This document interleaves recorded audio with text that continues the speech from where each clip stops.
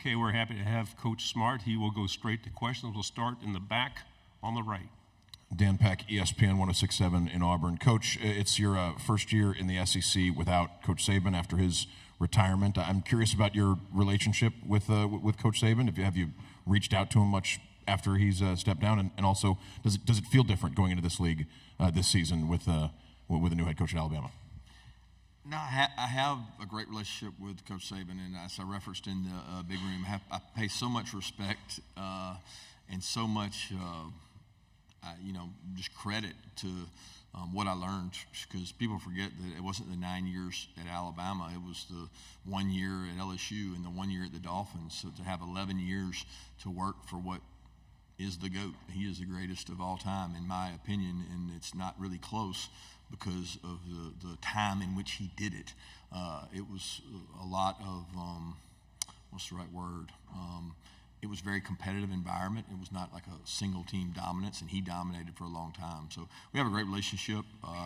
Obviously, we communicate more now than we did in the past as we were competitors, but there's always been a mutual respect and a lot of appreciation, and probably more now seeing him, at the ESPYs and seeing him on TV and seeing the things he's doing to give back and be the torchbearer. I just have a lot of respect for him. Left side, third row.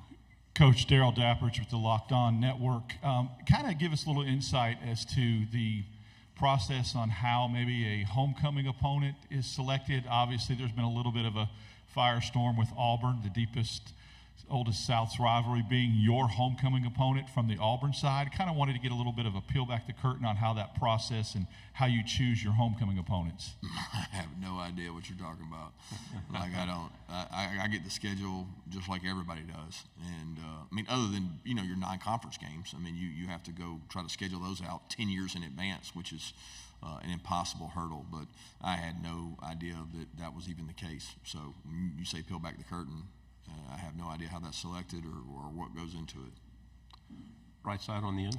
Hey, Coach. Michael Bronner, WNSP in Mobile. The AJC report said that there were 24 driving-related arrests and incidents surrounding Georgia football since that January 2023 tragedy. Why does this keep happening, and what are you specifically doing to address it? Yeah, I think the number one thing is disappointed. Anytime you have a situation like that, you want your kids, your players, to make better decisions. And I always say you can't be outcome related, and I'm very disappointed in the outcomes, but I am very pleased with our process we've put in terms of education, driver safety, requiring defensive driving, education, talking about it, having leaders stand up and talk about it, bringing speakers in and talk about it, suspending players, dismissing players, which we've done. I don't know to this point any coach in college football that suspended a player for a driving citation. We have. And we've also dismissed players based on driving citations. Nobody's done that. So hopefully they get the idea and the information, but we have a really good locker room, and I feel really good about that. Like, I love the players we have. I love the locker room we have. We have good kids. We got 45 kids yesterday battling breast cancer golf tournament to raise money. So we got kids that go to Camp Sunshine, the entire team. We do a lot of good things, but not representative of what we want when they make mistakes like that. Left side, fourth row. Hey, Coach. Ben Bobick, Local 3 News in Chattanooga. Cole Spear is someone that's been in your program for a few years. When Malachi was in here, he sort of perked up when I brought him up, just how much of a leader he's grown into. And he talked about how excited he is to see the role he's going to step into for the team this year. Have you seen him grown into that leader, and what is that role maybe this year that you foresee him stepping into? He's just such a hard worker. Everybody loves Cole. He's first of all, he's tough. He's physical. He plays on special teams. He might not be the most dominant wideout. He's not a guy that's just going to win off the line every time, but he gives you great work ethic day in and day out. He holds the standard high in that room. He started contributing more and more on special teams last year. He's been able to stay healthy. He's had some hamstring issues. He's a really fast guy, and that's his weapon on special teams is his speed. But I love working with Cole. He's another great example of, we talk about our locker room. I love our locker room. I love the culture we have of our kids, and he's indicative of that. Right side, front row, and then pass the mic to the aisle, please. Coach, Steve Moulton, WZZN in Huntsville, Alabama. Coming out of spring, What do you like most about this team in particular, and what's your biggest question heading into the fall? I don't know, Steve. Coming out of spring, I loved the practice environment, the competitive nature between the offense and defense, the battles we had on the field. Like the practices were very spirited, it seemed like, and I enjoy that. I think when you have good spirited practices, they get more out of them, and it doesn't feel like this mundane, boring work. So I really like that. As far as areas we got to work on, I mean, the depth of the defensive line, I don't think anybody in the country will tell you they got enough depth. I don't think we have enough depth. We don't have a great depth at offensive line, where years past we were probably 2 and 3 deep. Right now we have a very experienced offensive line, but we don't have a deep offensive line. So some of that's been attrition, some of that's been portal. You have to continue to create depth, because you don't know when it's going to glare its head within the season. Second row on the right. Sean J. Rogers from CBS Sports.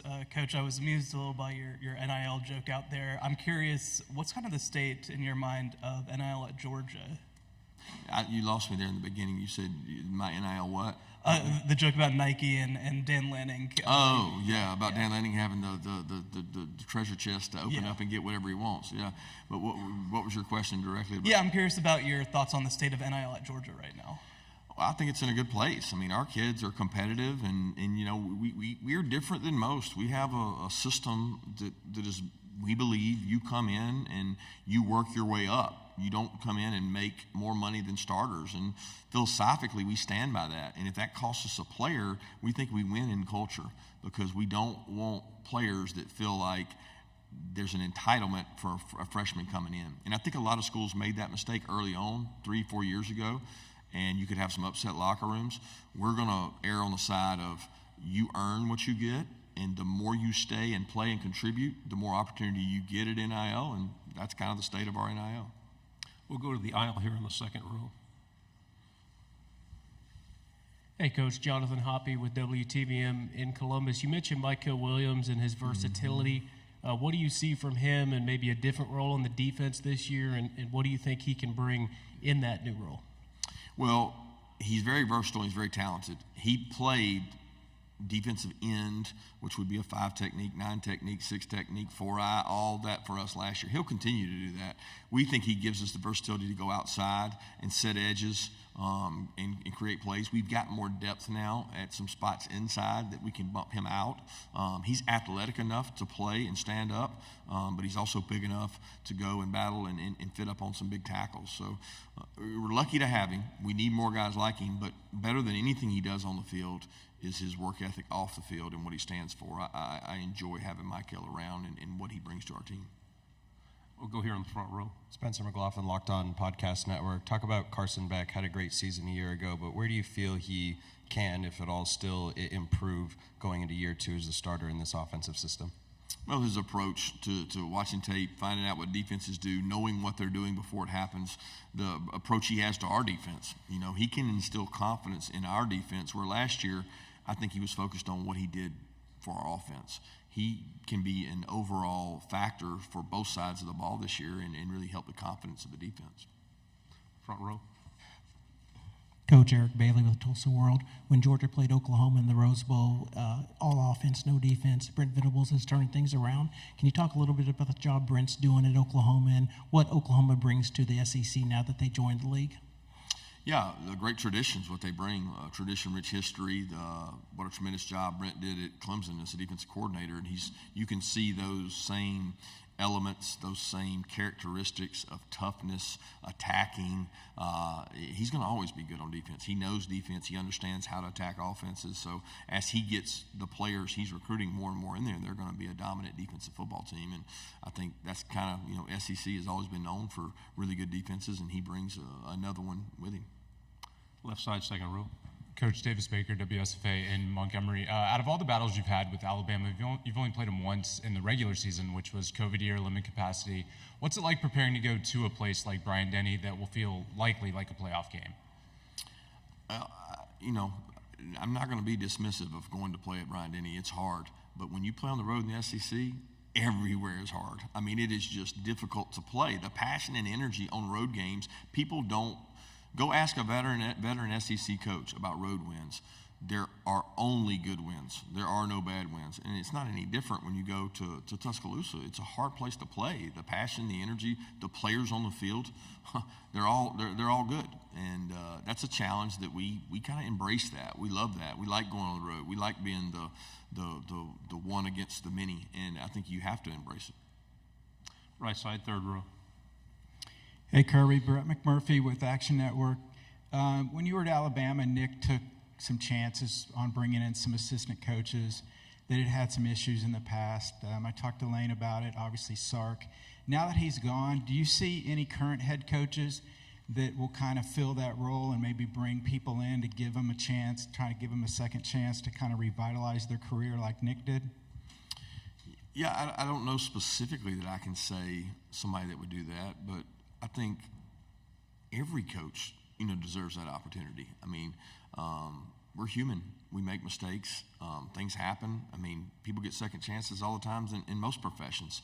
So I certainly am glad that Nick did, because it started my relationship with Lane, who I have immense respect for and enjoyed getting to know, and have even enjoyed more. Our relationship has grown since the time we spent at Alabama together. So I think it's a good thing, and I think Nick started it. To say who's going to carry that torch or carry that banner, I don't know that. Left side on the aisle. Coach, Carter Yates with Dave Campbell's Texas Football. Now that there's a second Texas university in the SEC, does that change the geography of your recruiting process at all? No. I mean, we've recruited Texas for a long time. Texas is great high school football. We've had a lot of starters that have come to play for us from Texas. Obviously, Texas and Texas A&M can't sign all the good football players in this state. They're going to go to other places. So it's geographically, it's bigger than the entire SEC. The size of it is just humongous. So we're going to continue to recruit it, regardless of 2, 3, 4 teams in the league. We only have time for 2 more questions. We go on the right side on the aisle. Coach Billy Jones, George Blaster Show, Nashville, Tennessee. I'm curious, London Humphreys, you guys had him from Vanderbilt through the portal. Was he a guy you guys ID'd at the high school level, or just something that you guys kind of saw as you were scouting Vanderbilt, and in that game last year that you thought he could be a contributor? Talk about maybe how you found him and what you think he'll add to the team next year. Yeah, excited about what he can do for us. Wonderful family, 2 athletes as parents. And once he went in the portal, it was an area that we needed some help in. We were losing a lot of wideouts, senior-laden group, and he provides depth at that position, and he's a really good football player and an excellent person, and we're excited to have him. Final question over here on the left. Hey, Kirby, Zach Klein, Channel 2 in Atlanta. With the iPads now being allowed during games, how will you take advantage of that? Could it be information overload, and what do you hope to get out of that new technology allowed on game days? Yeah, I think quicker feedback to the players. Visually, they see things better than when you draw them up. So I don't know that it'll be as big an asset for coaches as it will be for players. We tend to get good information from up top, our guys that are up top watching it, but getting to show that information to players will be critical. I think the implementation of that is really critical for us as coaches, because coaches are not always technologically savvy, and we've got to really practice that to be good at it. A lot of times our players are better at doing those things than us, so the implementation of that will be critical. Coach, thank you very much.